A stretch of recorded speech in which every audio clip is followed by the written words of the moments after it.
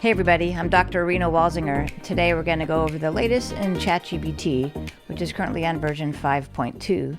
There's been a lot of integrations and updates in this app, some that really surprised me, in fact. First, I'm going to start with the version up here, 5.2. And you can see I have it set on auto, which is the one that it chooses unless you changed it. So you can pick instant thinking. I switched to thinking if it's giving me like a wrong answer or I want a more in-depth answer, something research related or so forth. And pro, where it might take many minutes, half an hour or longer to get an answer on that one. So that one takes longer. I usually leave it on auto for most things. There are legacy models, which at this point I'm not really using, but they are there if you need them. Also, once you have your model, and again, you can just leave it on auto, hit the plus sign, you can add photos and files. That's the one feature I use the most. I take a lot of pictures of things and add it in here and then ask a question. You can add from different things like Google Drive, SharePoint, different sites that you use. This is a company account, so you can add company knowledge in here. You can create an image. You can do deeper research. You can search the web. You can create an agent to do things, for example, book a flight or order food. You can code to make, for example, an app or a game. Study and learn, which gives you responses in a way that you learn more than just a flat-out response. And you can connect it to different apps that you use. So it does a lot now. Let's start with just the simple stuff. Also on the left, we have new chat. So if you're doing something and you're going to change directions, just click new chat. You can search all the chats you've done so far. I mean, there are a lot. You can also organize these better than I have with folders and so forth. You have an image library now. So I love this one, all the images I've been making over here in ChatGPT. So I can see the history. And actually, things keep getting better, as you can tell on the top. This is connected apps. So you can connect to, I've connected to a few of them, Photoshop, Canva, Spotify, some that I use. There are productivity apps, Adobe, Asana, a lot of people use that. Again, Canva shows up there, so a lot of productivity apps. So this is so that you can ask questions about something you're doing, a project that you're working on, and connect to that. And then lifestyle stuff. This is going to be your music, exercise, food, shopping, real estate, rideshare, things like that. So those are probably used less. And finally, we're not going to get into this today, but Codex is an area where you can create code and plan a project. So it's a little bit more advanced that we're going to do in this video. So let's do a new chat. And we'll start with just asking for a chat, and then we'll do a picture, and I'll show you the difference. So let's just ask about something. Tell me about the latest iPhone 17 Pro. So it'll give me an answer there, but what I really like to do is usually I'm stuck on a certain thing, so then I'll ask ChatGPT, so it'll give me all about this device. What I could do is take an image of an iPhone and something that I'm stuck on, like maybe could be anything. So if I go and get an image and I add it to my image right here, then I can ask a specific question. So let me go do that. I'm going to go grab an image. iPhone 17 Pro. Okay, so let's just grab this image here, and I'll show you why I like this a lot. Okay, so I'm going to add that image into my chat. Add a photo or file. I'm going to add that image I just took a screenshot of. You can screenshot anything, app you're working on, something you're stuck on, fixing something in your house, anything you want. So why are there 3 lenses here? So instead of having to describe what iPhone, I just put the picture there. It just already has the context. So now it can give me all the information on the 3 lenses and tell me what kinds of pictures I can take with those. So that's why I always say pictures are worth 1,000 words. I just love adding images in when I'm asking questions. It could be something, sometimes I'm stuck in maybe a coding situation. I'll just take a screenshot, put the code in there and ask about it. Pretty great. So now I'll do a new chat. Let's say there's something that I don't want it to remember because it's more private. I will select this, turn on temporary chat. And maybe I want to ask about my exercise. So is going to yoga 3 times a week good for me? So maybe I just don't want to remember this, or maybe I'm asking a question that's a little bit more private, and I can do a temporary chat. It will not save over here on the left with all my other stuff. It'll just disappear when I'm done with this question and answer, or with this chat. So you'll see when I hit new chat, it's gone. It doesn't save it there at all. So let's do another one. Let's create an image this time. And so you have, now it has different styles. You can choose one or just let it choose its own. And so this is pretty great. I can do maybe a retro cartoon. And this is a sample one, but let's go ahead and use it. So ChatGPT will use its latest image maker and then create this and add it to your image library. You can download it, but you can always get to it later as it's saved in that image library. It usually takes, I was going to say a minute, but right here it's taking about maybe 30 seconds or so.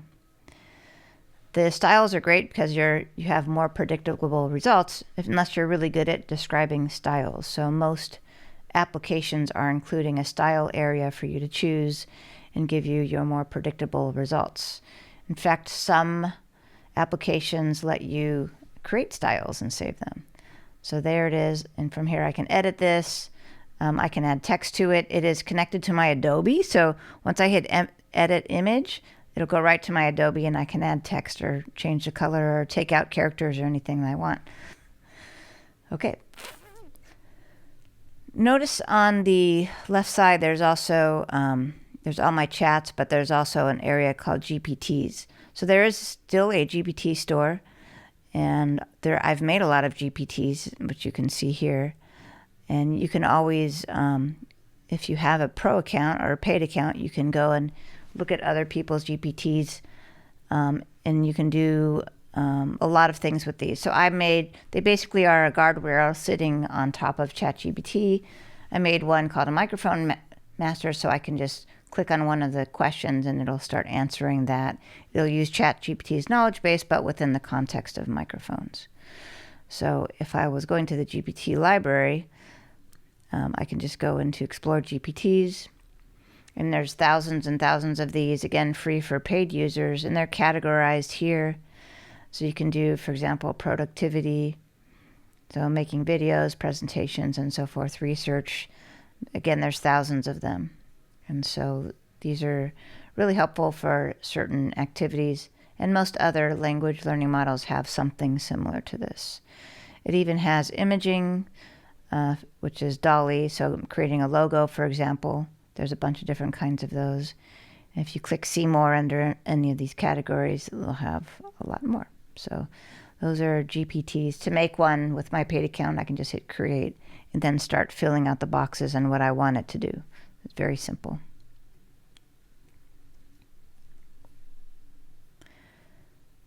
Okay, the last couple of other things I wanted to show. If I want to use an agent, I can do something like, here's some suggestions. So book a trip. What this does is it takes over your computer and it starts going to these sites and acting like you, and then starting to do the booking. At the end, it probably needs your credit card number and information. So agents are things that are doing what you would normally do autonomously. They're really good for analyzing spreadsheets, working on presentations, as well as shopping, ordering, planning. I think this is probably my favorite. I'm going to do a really quick Canvas exercise. Let's create a multi-colored tic-tac-toe game with a score and motivational features. So I'm just doing this because it's faster. But what Canvas does is it opens a new window and it codes whatever you're doing. It could be a game. I do a lot of stuff for interactive learning. And at the end, you can share it. So here it's going to create this code. Okay, so ChatGPT wrote the code for my game. Let's take a look.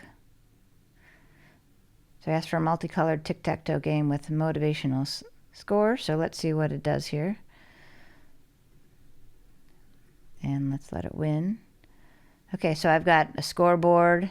It's got, I guess there's different colors on these little dots. I could get more sophisticated and have the squares color in.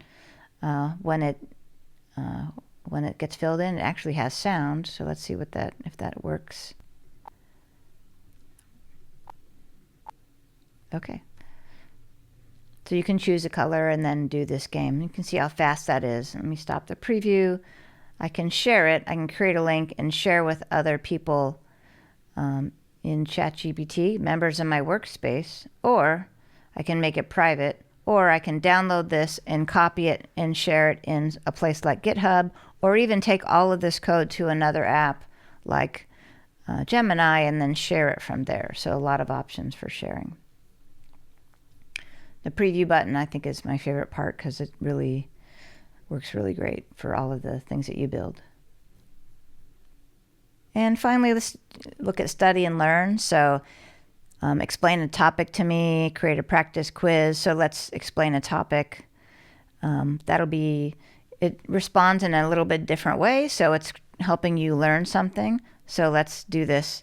Explain how the Earth is related to the sun as far as rotation and seasons. So the answer that it gives me will be, instead of just giving me an answer, it'll give me something where I can learn. And you can see right here, it's asking me a question. So the Earth has two movements, rotation and revolution. Which do you think causes day and night, rotation or revolution? So again, I will be learning along the way. So put rotation and see what happens. Exactly right. So now it's going to go through that a little bit and then ask me some more, give me some more information. And actually, this is great. It's giving me some nice diagrams as well to learn about Earth's revolution around the sun, the tilting of the Earth. And then it's going to go through and give me some more information, ask me some more questions. So this is a fantastic mode when you're trying to learn something. It'll run you through a learning process rather than just dumping out information. So ChatGPT 5 is feature-filled. It connects to lots of apps. You can make applications, do coding, connect to other things that you're used to working with, make GPTs, use GPTs, do a private chat. You can also, one more thing, there are settings in ChatGPT, so you can personalize it, which I did. I gave it the tone that I'd like it to talk in, be professional, a little bit about me so that it knows how to respond and what I'm looking for, and the personalization things that I have set here. It also has security. So I have it set for not training on our company stuff. Again, the apps that it's connected to, that's like in 3 different places, as you've seen in this video. Notifications and general things like how you want it to look. For example, I have mine in dark mode with blue accents. So that's the latest in ChatGPT 5.2. Thanks for watching. Don't forget to like and subscribe and join us at www.eduvators.net.